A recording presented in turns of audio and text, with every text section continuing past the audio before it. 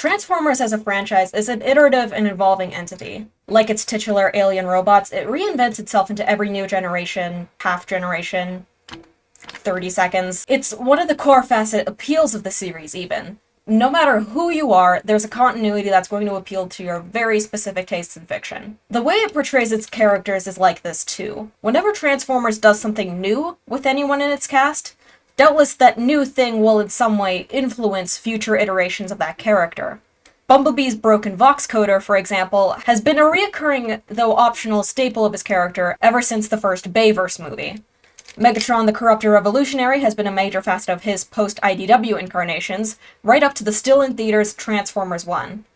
But the thing is, it's also a matter of fandom perception that affects how its characters are portrayed. For example, when you actually watch the G1 cartoon, Optimus Prime is a big, dorky jock. He's paternal, he loves sports, and honestly is kind of waging his side of the war for the sheer joy of beating up bad guys, as he is out of actual moral obligation to protect other living beings. I'm sorry, there are only 3 of you.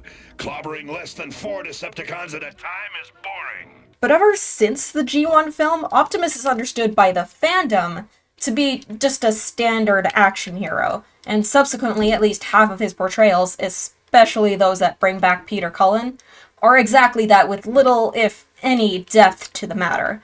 You still have Optimus Primal and the younger Orion Paxes with more going on, but you also have Transformers Prime Optimus, a character so boring and bland that I fell asleep after the first handful of episodes and have never bothered to watch more. Now, this is a pattern I have especially noticed with my animated fave. Come on, put out here. Sentinel Prime. I've had some experience with organics, and believe me, nothing good can come from contact with them. Now, animated Sentinel wasn't the first Sentinel. Technically, that was some backstory random from G1, who wasn't even named during the show, if I remember right, but functionally, the version that people remember and base their versions off of is animated, where he was a big jerk you love to hate. That would be one thing, but the frustrating part for me is where animated decided it wanted to go in the unmade Season 4. You see, Season 4 Sentinel was intended as this bad politician character. Somebody up top who would cause problems for Optimus and his crew every step of the way. Never mind any and all character development Sentinel had that proved he was a decent person deep down, or the fact that what we saw of him as a politician in Season 3 didn't have him actually do anything wrong when you pay attention. Ever since then, though, later versions of Sentinel have always been dictators. You had Bayverse Sentinel, who was an evil old man, IDW Sentinel, who was the most heavy-handed fascist ever written, and finally, we get to Transformers 1, Sentinel Prime, and yeah, this video is going to be spoilers for Transformers 1. Either go see it or just live with being spoiled. Because at least Transformers 1 Sentinel has something the other Sentinels since animated do not, a personality. One Sentinel is charismatic, charming, clever, competent, and isn't so much doing this for any particular ideology so much as it is pure selfish grifting. Ironically, that makes him way more likable than most other versions of him, and I can see why he's captured the fandom's heart in ways other Sentinels never have. But I've also always defended animated Sentinel as a way better of a person than the fandom or even the narrative of his own show gives him credit for. It's always irked me that he's been treated as this purely detestable person when he proves very consistently that he has good qualities. He has heroic qualities. They just never get to shine. So this is a video comparing the two versions of Sentinel because I've always wanted to make a video about my baby boy for centuries, and this was a great opportunity to do that. First, let me prove that animated Sentinel is actually a good guy at Spark. The show never gives him that credit, despite that being a major part of his episodes, but Sentinel cares a lot more about other people than he lets on. At the earliest chronological point that we meet Sentinel, he turns out to have been a sweet kid in his youth. Friendly, bubbly, playful, happy to do something troublesome with his best friends. Sure, Optimus is a somewhat justifiable sourpuss the entire time, but Sentinel is adorable. When shit finally hits the fan, Sentinel's the one most desperate to save Alita. We need to go back for Alita! It's not until Optimus tells him that she's dead that he turns, and that lets us understand that his present-day behavior is born out of this trauma. But despite that, a lot of the core perks and pieces of his original personality still exist in the modern Sentinel. He's still playful when he feels he can afford to be. Mostly that takes a more mean-spirited tone, but he also just won't stop touching Optimus. Constantly. Constantly. It gives away that he still ultimately feels his most comfortable around Optimus, despite everything. And Sentinel even plays a prank on him in 5 Servos of Doom. Psych. You guys should see the looks on your faceplates! Sentinel post Arca 7 is generally locked into protocol and following the rules to the strict letter, and that's one of the major character flaws laid out for him. We understand that it's because he doesn't want anything like what happened to Alita to happen again. But for as angry as he is with Optimus, we also know Optimus volunteered to take the fall for what happened. And Optimus was also dead to Cybertron for a solid 50 years leading into the events of the show. It seems like Sentinel misses Optimus more than he'll ever say, because we also see Sentinel's humility only come out in relation to Optimus. Optimus, there's something I need to say. Thank you. Wow. That must have hurt. More than you know. But let's also note it's not just specifically about his old friend.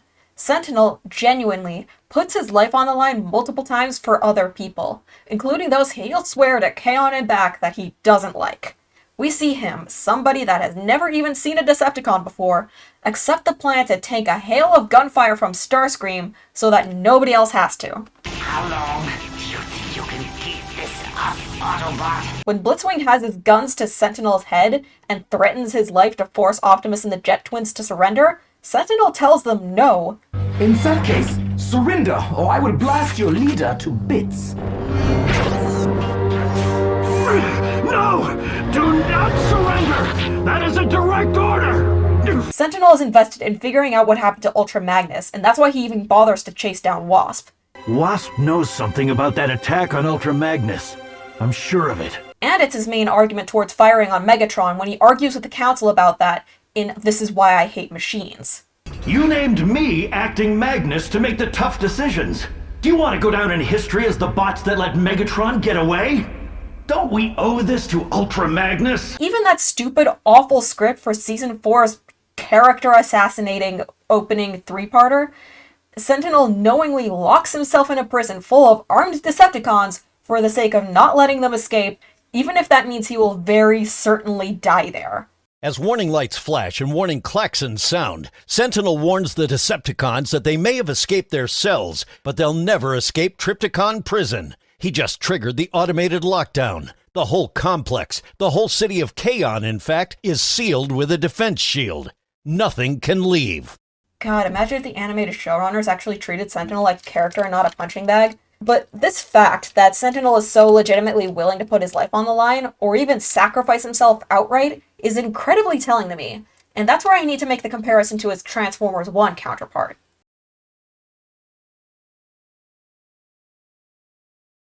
Sentinel Prime in Transformers 1, unlike his animated self, was the one to actually construct the corrupt system of government that he lives in.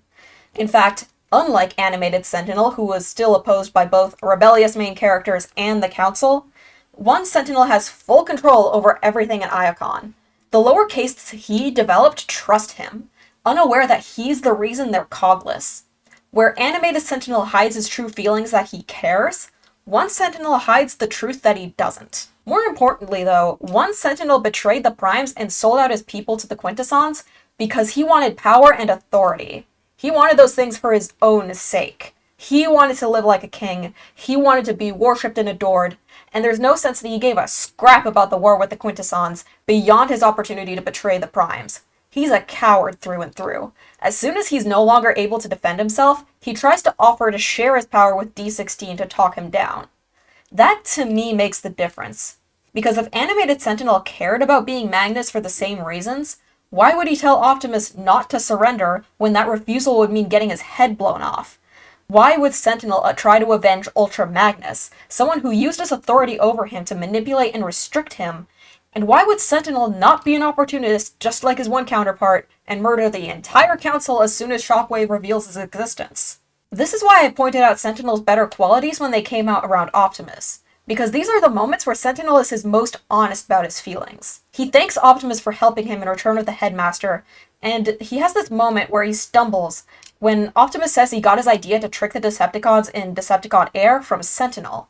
You planned this? Well, you gave me the idea with your sub-frequency message. I said one thing to Jazz while telling another in Cybertronian optical code.